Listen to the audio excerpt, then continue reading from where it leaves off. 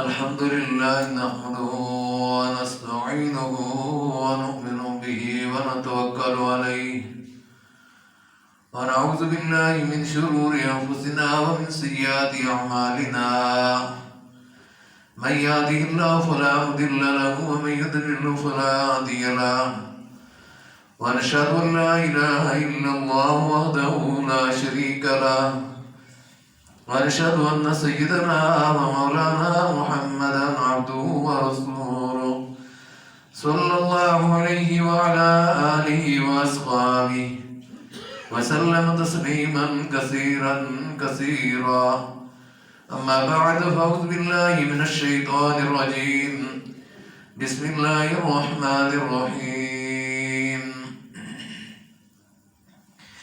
يا أيها الإنسان ما غرك بربك الكريم الذي خلقك فسواك فعدلك في أي صورة ما شاء ركبك كلا بل تكذبون بالدين وإن عليكم لحافظين كراما كاتبين يعلمون ما تفعلون.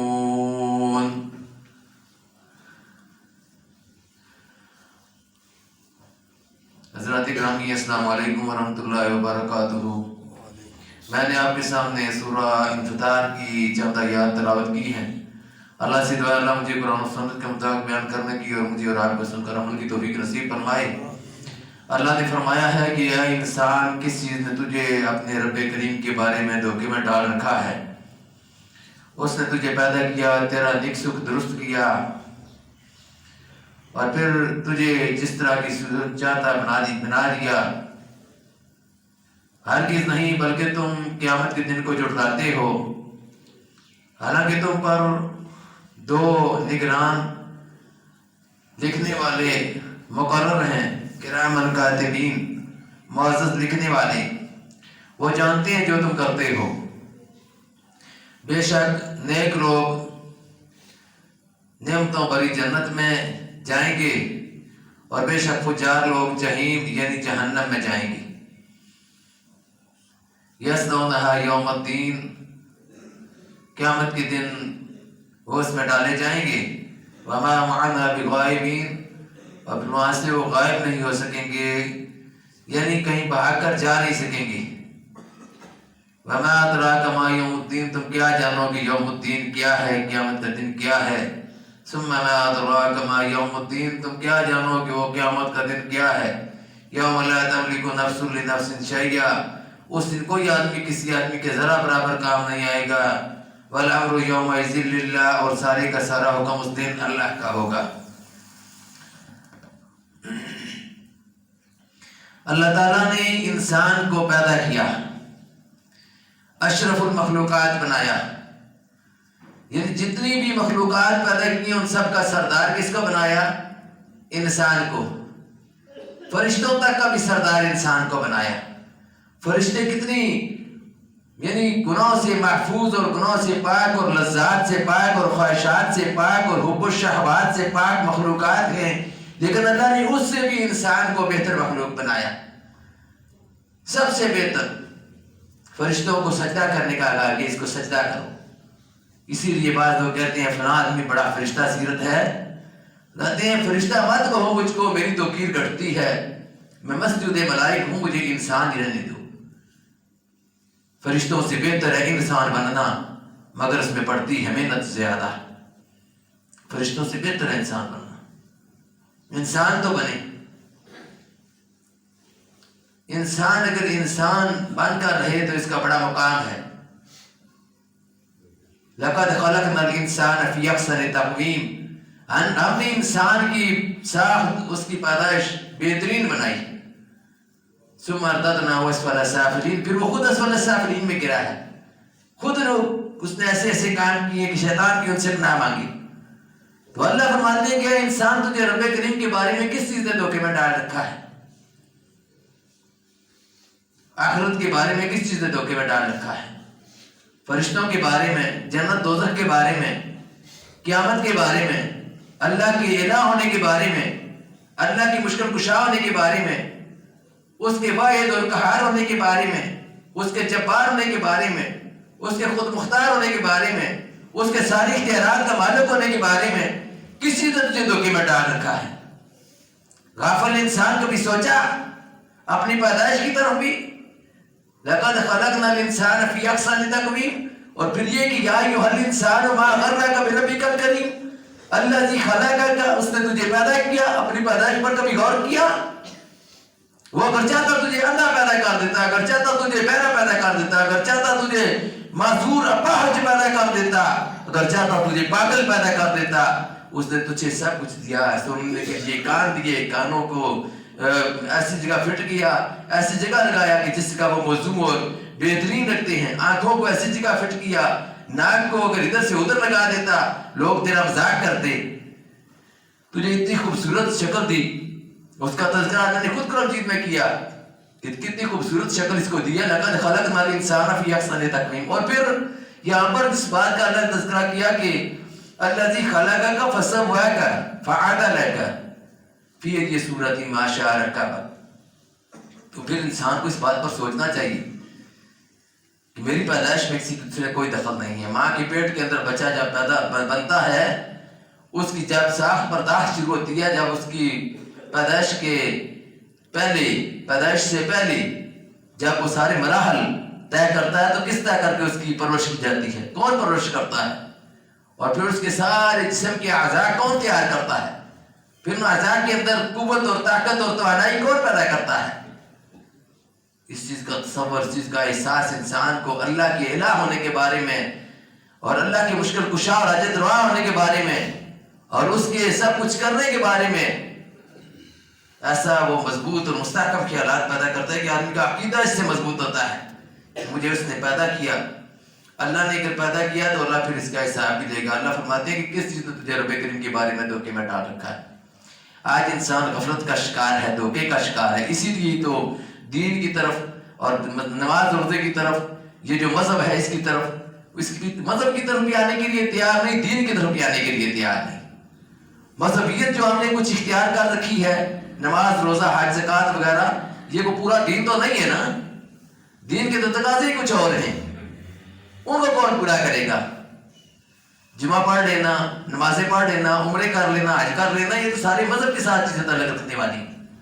باقی جو اللہ نے فرمایا کہ یا ایھا الذین آمنوا ادخلوا فی السلم کافہ، لوگوں جو ایمان لائے ہو اسلام کے اندر پورے کے پورے داخل ہو جاؤ، تو ایمان والوں کو اللہ نے فرمایا نا کہ اسلام کے اندر پورے کے پورے داخل ہو جاؤ، چند جزیات دے کر نا اسلام کے اندر داخل ہو، چند چیزیں صرف لی ہوئی ہیں، ان کو اسلام بنایا ہوا کہ یہ سارا اسلام ہے۔ یہ پورا اسلام نہیں ہے، پورا اسلام وہی ہے جو محمد رسول اللہ صلی اللہ علیہ وسلم نے پیش کیا تھا، اور وہی ہمارے لیے نمونہ ہے کہ لقد کان لکم فی رسول اللہ اسوۃ حسنہ، تمہارے لیے بہترین نمونہ رسول اللہ کی زندگی میں ہے۔ اور پھر اس بات کو ہم نے دیکھنا ہے کہ ہمیں جب اللہ نے پیدا کیا ہے تو پھر اللہ فرماتے ہیں کہ کلا بل تکذبون بالدین، ہرگز نہیں بلکہ تم قیامت کے دن کو جھٹلاتے ہو۔ اصل وجہ یہ ہے اللہ کے بارے میں جو دھوکے میں پڑے ہوئے ہو، اللہ کے بارے میں جو غفلت کا شکار ہو، جو اللہ کے احکامات کی پیروی نہیں کر رہے، اس کی بنیادی وجہ کیا ہے؟ بنیادی وجہ اللہ نے خود بتا دی ہے کہ آخرت کی فکر نہیں، پرواہ ہی نہیں، نماز نہیں، روزہ نہیں، حج نہیں، زکوٰۃ نہیں، دین جو مذہب کے احکام ہے چند ان کی بھی پرواہ نہیں۔ کیوں نہیں؟ آخرت کی فکر نہیں۔ ایک آدمی کو فکر ہوتی ہے کہ میں دن کے وقت مزدوری کروں گا تو رات کے وقت چولہا جلے گا، میرے بچے کھائیں گے، میری بیوی کھائے گی میرے گھر کے اندر، ورنہ چولہا ٹھنڈا رہے گا، تو وہ فکر اس کو دن کی مزدوری کے لیے تیار کرتی ہے، اس لیے وہ پورا دن مشقت اٹھاتا ہے، مزدوری کرتا ہے۔ مزدوری سے یہ کام مشقت والا نہیں ہے، لیکن بعض لوگوں کو یہ نماز، یہ روزہ، یہ دین کے احکام اس سے بھی زیادہ مشقت والے نظر آتے ہیں۔ وہ کیوں مشقت والے نظر آتے ہیں؟ کہ آخرت پر پختہ یقین نہیں ہے، یقین کمزور ہے، اللہ کے سامنے مر کر جوابدہی کا احساس نہیں ہے۔ اگر یہ بات معلوم ہو کہ ہمیں آخرت میں جا کر اللہ کے سامنے جوابدہی کرنی ہے اور اس پر عمل درآمد ہو، تو پھر بہت سا معاشرے کے اندر تبدیلی آ سکتی ہے، معاشرہ کافی حد تک بہتر ہو سکتا ہے۔ لیکن سب سے بڑی وجہ اللہ نے جو بیان خود کی ہے، کلا بل تکذبون بالدین، ہرگز نہیں بلکہ تم آخرت کو جھٹلاتے ہو، قیامت کے دن کو جھٹلاتے ہو۔ فرمایا وَإِنَّ عَلَيْكُمْ لَحَافِظِينَ، حالانکہ تم پر دو نگران مقرر ہیں، دو محافظ مقرر ہیں۔ किरामन कातिबीन, मुअज़्ज़ज़ लिखने वाले। वो दो मुकर्रर ये फरिश्ता एक इस तरफ है जो नेकियों को लिखने वाला है, और एक इस तरफ है जो बुराइयों को लिखने वाला है। ये किरामन कातिबीन इनको कहते हैं, किरामन कातिबीन। अल्लाह ने इन्हीं का तज़किरा किया है। और आदमी गफलत का शिकार रहता है, आदमी समझता है कि मुझे कोई देख नहीं रहा। जिस जगह कैमरे लगे हुए हैं, जिस गली में या जिस मकान के साथ लोग बड़ी एहतियात के साथ गुजरते हैं, और बाज़ जगह लोगों ने लिखा भी होता है कि कैमरे की आंख आपको देख रही है, और लोग बड़ी एहतियात के साथ चलते हैं कि कैमरे फिट हैं, इसमें मेरी तस्वीर आ जाएगी, एहतियात के साथ चलूं। ये जो किरामन कातिबीन है हर वक्त साथ हैं, हर वक्त साथ, और कैमरे भी फिट हैं। इंसानी अकल इतना काम कर सकती है, साइंस इतना काम कर सकती है कि कैमरे लगे हुए हैं, इस पर लोग जो है वो कहते हैं जी वीडियो बन जाएगी, या वीडियो बनाकर फिर लोग चला देंगे तो मालूम हो जाएगा कि ये कौन आदमी है। तो अल्लाह की ज़ात ने भी कैमरे फिट किए हुए हैं, उन कैमरों का कोई खौफ नहीं है, कोई डर नहीं है। यही तो बात है। अब हमारे दौर में तो इस बात को समझना बड़ा आसान हो गया है।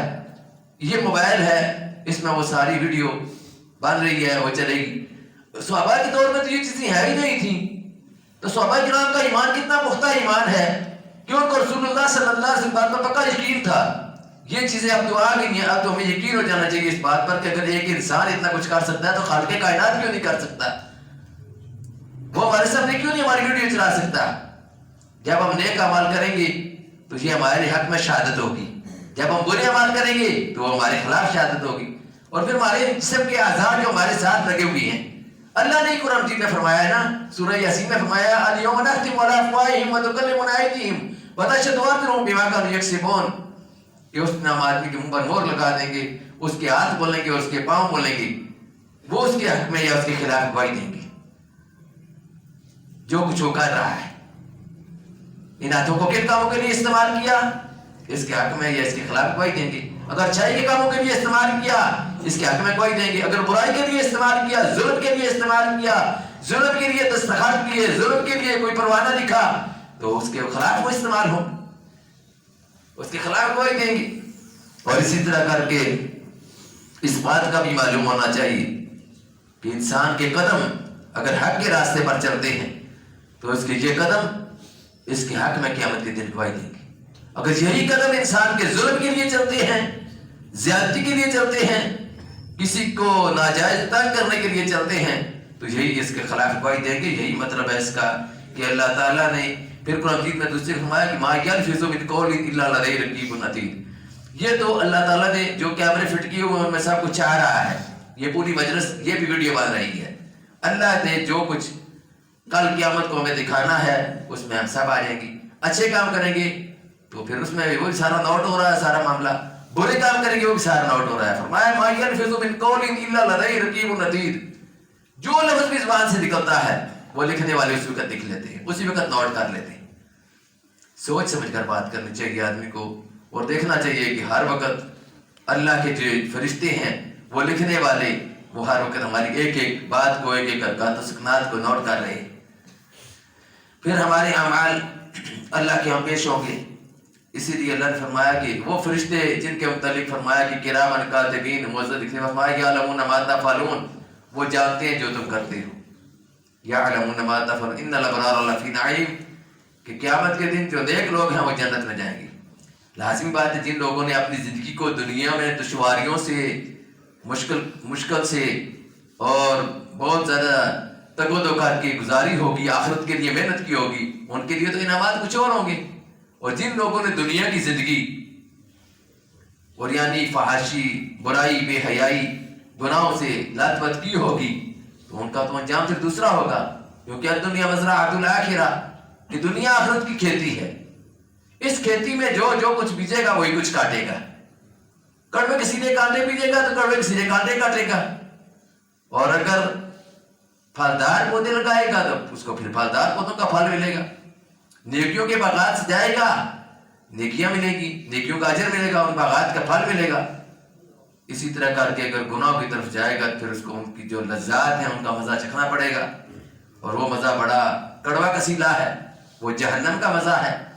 इसलिए اللہ تعالیٰ نے پہلے یہ بات بتا دی ہم کو کہ دنیا میں رہتے ہوئے ہم دارالامتحان میں ہیں. یہ دارالامتحان ہے جسے بعض لوگ دارالجزا اور سمجھ بیٹھے ہیں کہ شاید دارالجزا ہے. کمرہ امتحان میں جب بیٹھے ہوئے ہوں، یہ سارے طالب علم کمرہ امتحان میں بیٹھے ہوئے ہیں. اب یہاں پر ان کو پیپر دیا گیا ہے کہ بھئی یہ نوٹ کرو. وہ اپنا پرچہ حل کرنے کی بجائے 2 گھنٹے 3 گھنٹے وقت دیا گیا ہے، پرچہ حل کرنے کی بجائے جو فنکاریاں گلکاریاں کمرے کے اندر ہیں وہ ان کو دیکھ رہے ہیں اور بڑے شوق و ذوق کے ساتھ دیکھ کر نظارے کر رہے ہیں. پیپر کو حل کرنے کی فکر نہیں کر رہے. وقت تو گزر رہا ہے، وہ تو گزر جائے گا. اب وہ جس نے نہیں حل کیا خالی رکھا ہے اس سے بھی لے لیا جائے گا، جس نے آدھا حل کیا اس سے بھی لے لیا جائے گا، جس نے سارا حل کیا اس سے بھی لے لیا جائے گا. پرچے جمع کراؤ جی، وقت ختم. اس کے بعد پچھتانے کا کوئی فائدہ ہی نہیں ہے. اب کیا پچھتائی ہو جب چڑیا چگی کھیت.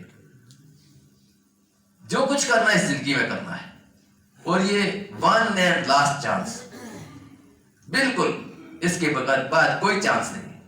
آدمی خواہش کرے گا کہ مجھے دنیا میں دوبارہ بھیجا جائے، میں نیک اعمال کروں، سارا مال اللہ کے راستے میں خرچ کر کے آ جاؤں، نمازیں پڑھوں، تجدید پڑھوں، قرآن کی تلاوت کروں. خواہش تو ہوگی، لیکن اس خواہش پر عمل درآمد نہیں ہو سکے گا، کیونکہ دنیا کی زندگی میں دوبارہ آنا تو نہیں ہے.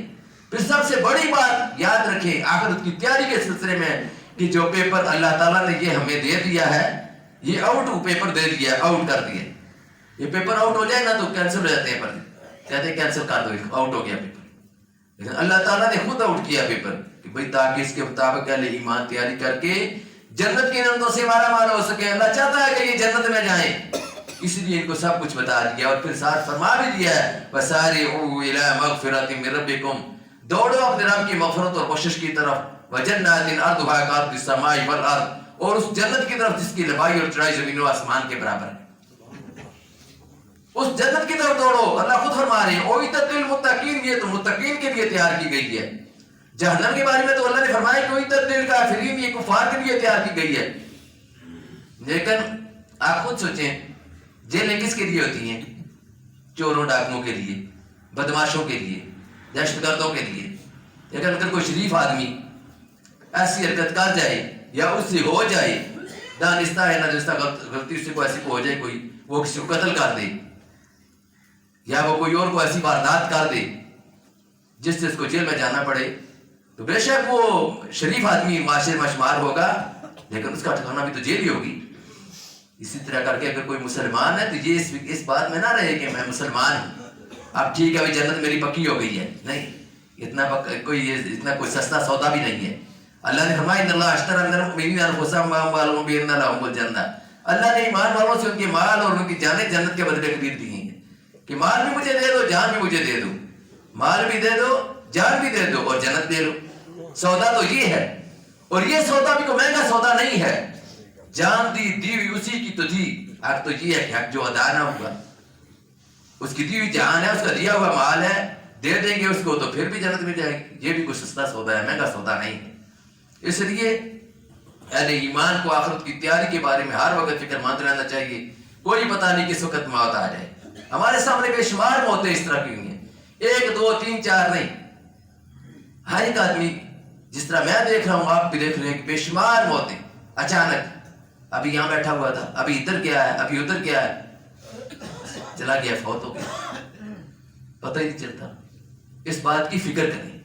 جنازہ کے موقع پر بھی ہم بات کرتے ہیں، لیکن وہاں پر لوگ صحیح غور کر کے بات سنا کرتے سنتے نہیں ہیں. کیونکہ ہمارے جنازے آج کل جس طرح کے ہیں آپ کو معلوم ہی ہے کس طرح کر کے ہم جنازے پڑھتے ہیں. وہ خوف، وہ تقویٰ، وہ خدا خوفی، وہ اللہ کا ڈر، وہ چیزیں ختم ہو چکی ہیں. یہاں پر تو لوگ بیٹھے ہوتے ہیں، جس جگہ ماتم ہوتی ہے لوگوں کا گانوں چڑھ گیا ہوتا ہے، وہ لوگ بیچارے پریشان ہوتے ہیں، ان کا بندہ فوت ہو گیا ہوتا ہے. یہ ادھر سوٹیں لگا رہے ہوتی ہیں، یہ سگریٹ پی رہا ہے، کوئی گپ پی رہا ہے، کوئی گپے لگا رہا ہے، کوئی کچھ. یہ ساری حالانکہ جس طرح کا ماحول ہو اس طرح کی بات ہونی چاہیے.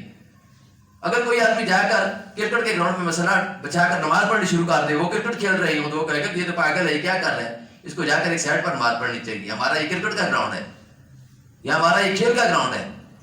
اب ایک مجلس ایسی ہے، محفل ایسی ہے کہ موت کی محفل ہے، وہ موت کی مجلس ہے. وہاں پر تو موت کا تذکرہ ہونا چاہیے، اللہ کی یاد ہونی چاہیے، آخرت میں جو حاضری کا احساس ہونا چاہیے، ایک دوسرے کو اس کے بارے میں فکر مند ہونا چاہیے.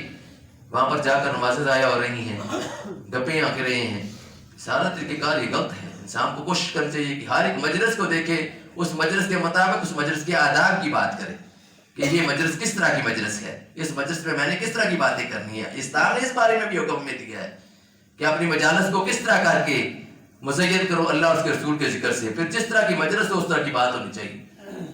इसलिए आखिरत की फिक्र हर वक्त दामनगीर रखें। मुझे भी फिक्र हर वक्त रखनी चाहिए, आपको भी हर वक्त फिक्र रखनी चाहिए। कोई पता नहीं कि कौन आदमी किस वक्त इस दुनिया से चला जाए। तो अल्लाह ताला हमें अमल की भी तौफीक नसीब फरमाए।